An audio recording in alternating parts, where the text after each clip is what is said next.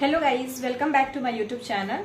आज हम बात करेंगे कि नर्सिंग केयर प्लान कैसे बनाते हैं। ठीक है, नर्सिंग केयर प्लान में सबसे पहले हम बात करते हैं कि हमने प्रीवियस क्लास में आप लोगों को पढ़ाया था नर्सिंग डायग्नोसिस कैसे बनाते हैं। याद होगा आपको कि एंजाइना पेक्टोरिस एक डिजीज कंडीशन है जिसका मतलब होता है रेडिएटेड चेस्ट पेन, जो कि एक साइन मोस्ट कॉमन नहीं सबसे इंपॉर्टेंट साइन है मायोकार्डियल इन्फेक्शन का। ठीक है, तो आज हम उन्हीं नर्सिंग डायग्नोसिस पे जो मैंने 5 बताया था उनमें से 3 जो प्रायोरिटी में सबसे ऊपर आते हैं उन तीनों पे नर्सिंग केयर प्लान बनाएंगे। ठीक है, नर्सिंग केयर प्लान को हम लोग शॉर्ट में एनसीपी भी बोलते हैं। ठीक है, नर्सिंग केयर प्लान में सबसे पहले हम देखें तो हमें 6 स्टेप्स हैं जिनको फॉलो करने पड़ते हैं। जैसे पहला असेसमेंट, डायग्नोसिस, गोल, प्लानिंग, और प्लानिंग को ही हम इंटरवेंशन बोलते हैं, फिर इम्प्लीमेंटेशन और इवेल्युएशन। ठीक है, अब हम एक एक करके देखते हैं कि किसमें क्या लिखना होता है और कैसे हम आइडेंटिफाई करेंगे कि असेसमेंट में क्या लिखेंगे, कैसे लिखेंगे, डायग्नोसिस में क्या लिखेंगे।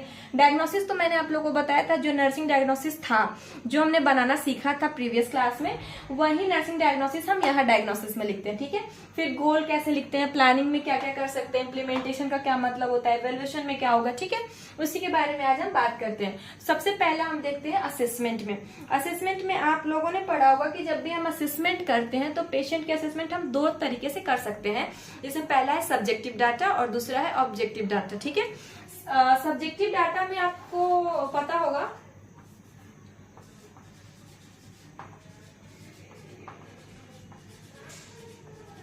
सब्जेक्टिव डाटा में हम बात करते हैं जब पेशेंट यानी कि जो सब्जेक्ट है वो बताता है कि उसको क्या दिक्कत है। असेसमेंट हम वर्बलाइजेशन पेशेंट से करते हैं। ठीक है, तो सब्जेक्टिव डाटा में हम ऐसे लिखते हैं, पेशेंट टोल्ड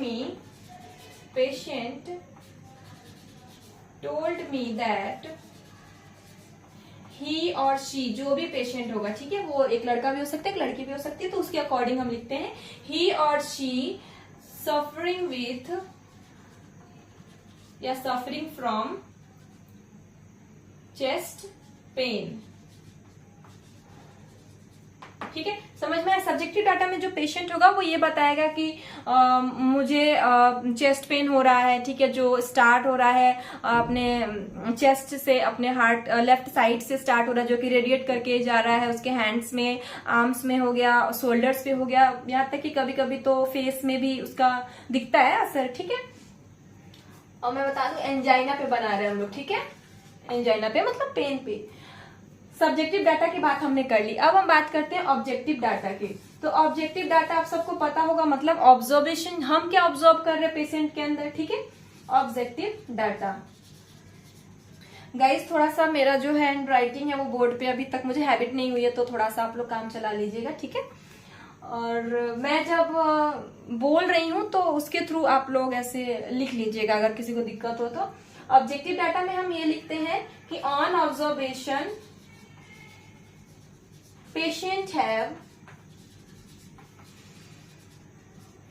चेस्ट पेन और रेडिएटेड चेस्ट पेन। ठीक है, radiated chest pain.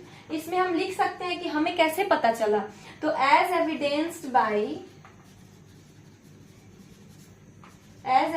By pen का हम लोग पता कैसे लगाते हैं, पेन स्केल से या फेशियल एक्सप्रेशन से या फिर पेशेंट के वर्बलाइजेशन से भी। पर यहाँ हम पेन स्केल को भी मेंशन कर सकते हैं, वर्बलाइजेशन को भी कर सकते हैं, फेशियल एक्सप्रेशन को भी कर सकते हैं। आपको जो लगे कि आपने किस तरीके से पेशेंट को ऑब्जर्व किया है उस हिसाब से आप लिख देंगे। ठीक है, फिर बात करते हैं डायग्नोसिस की। Chest pain related to actual tissue damage. ठीक है, आई होप कि आपको असेसमेंट और डायग्नोसिस में अब कोई दिक्कत नहीं होगी, बहुत सिंपल है ये दोनों स्टेप्स। आगे बढ़ते हैं हम गोल वाले स्टेप पे। ठीक है, गोल तो सिंपल समझ में आ रहा है कि हमारा गोल क्या होगा। हमारा ये नर्सिंग केयर प्लान बनाने का मेन गोल क्या है, एक नर्स का गोल क्या होता है, अपने पेशेंट को क्वालिटी केयर प्रोवाइड करना और पेशेंट को जो भी प्रॉब्लम है उससे उसको ठीक करना। ठीक है, तो हमारा यहाँ पे गोल क्या है, पहले हमारा डायग्नोसिस है चेस्ट पेन, तो हमारा मेन गोल तो यही होगा ना कि हम कैसे अपने पेशेंट के चेस्ट पेन से पेशेंट को रिलीफ दिलाएं। ठीक है, तो इसीलिए हमारा गोल होगा टू रिलीव चेस्ट पेन। ठीक है, तो गोल भी सेट करना बहुत आसान है। फिर हम प्लानिंग और इंटरवेंशन, ये दोनों एक ही चीज होते हैं, प्लानिंग और इंटरवेंशन। बहुत लोगों को लगता है कि दोनों अलग अलग चीजें हैं, लेकिन नहीं, प्लानिंग और इंटरवेंशन दोनों एक ही शब्द है, मतलब दोनों के एक ही है, ठीक है। प्लानिंग में हम सबसे पहले जब चेस्ट पेन की बात कर रहे हैं, नर्सेस का मेन वर्क ये होता है कि वो मेडिकेशन से पहले जो प्रोसीजर्स हैं उनके थ्रू पेशेंट का जो भी प्रॉब्लम है उसको सॉल्व करने की कोशिश करती है, ठीक है। मेडिकेशन हमारे लिए सबसे लास्ट ऑप्शन होते हैं। तो हम सबसे पहले अगर पेन को दूर करने की बात करें तो हमें तो पहले पता होना चाहिए ना कि पेशेंट को कितना पेन हो रहा है। मतलब हम सबसे पहले एसेस करेंगे लेवल ऑफ पेन, ठीक है। Assess the level of pain, ठीक है, ऑफ द पेशेंट।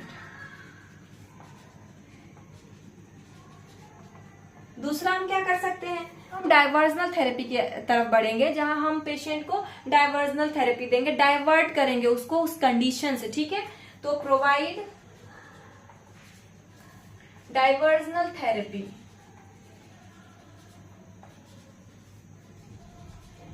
हम पेशेंट को डाइवर्जनल थेरेपी देंगे। उसके बाद आपने नोटिस किया होगा कि जब हमें पेन होता है ना, तो एक तो पेन हमें हो रहा है, हम उसकी वजह से इरिटेट है, साथ में अगर और भी ज्यादा इन्वायरमेंट में शोर वगैरह हो रहा होता है तो हम और इरिटेट हो जाते हैं, हमें और ज्यादा पेन महसूस होता है।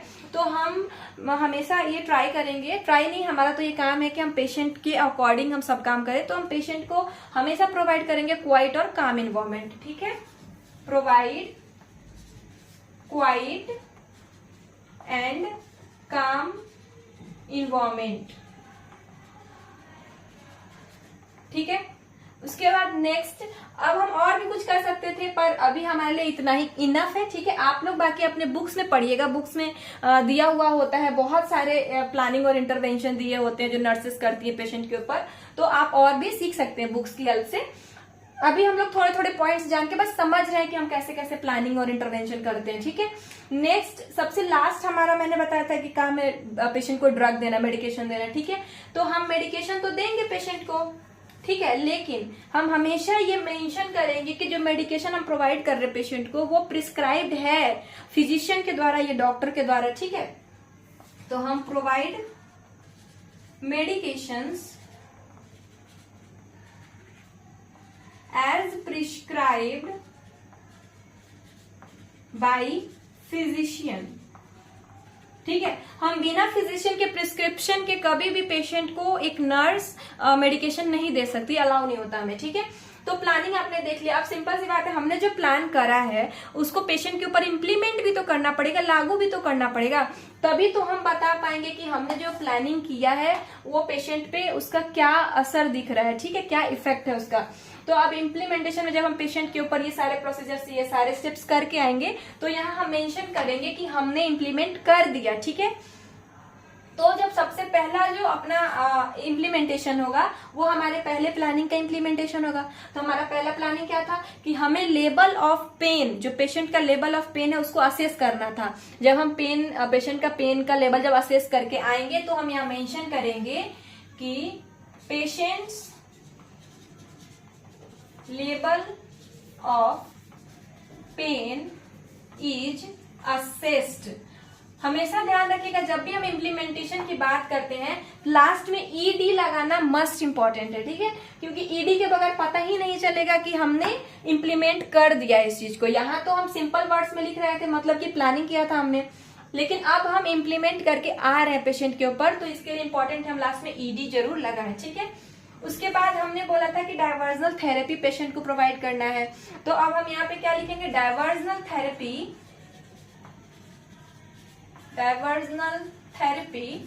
इज प्रोवाइडेड, ठीक है, कि हमने पेशेंट को डाइवर्जनल थेरेपी प्रोवाइड कर दिया, ठीक है। अगला था अपना क्वाइट एंड काम इन्वायरमेंट प्रोवाइड करना, तो वो भी ऐसे ही लिखेंगे, क्वाइट एंड काम environment provided to the patient। Last था हमारा कि हम मेडिकेशन प्रोवाइड कर रहे थे पेशेंट को, तो अब हम लिखेंगे medications provided as prescribed by physician. ठीक है, तो आई होप कि आपको इम्प्लीमेंटेशन भी समझ में आ गया होगा। अब इवेल्युएशन की बात करते हैं, जो हमारा लास्ट स्टेप है। इसमें इवेल्युएशन में हम ये बताएंगे इज रिलीव्ड या फिर पेन इज रिलीव्ड। ठीक है, pain is relieved at some extent. ठीक है, अगर आपको ऐसा लग रहा है कि आपके प्लानिंग के अकॉर्डिंग आपने पेशेंट को वो प्लानिंग पेशेंट के ऊपर इम्प्लीमेंट किया है, तो पेशेंट का पेन जो है एकदम अच्छे से गॉन हो गया है, तो आप बिल्कुल लिख सकते हैं कि पेन इज रिलीव्ड। लेकिन अगर आप पूरी अच्छे से वो रिलीफ नहीं मिला है, थोड़ा बहुत मिला है, तो आप उस थोड़े बहुत को मेंशन करेंगे ऐसे कि pain is relieved at some extent. ठीक है,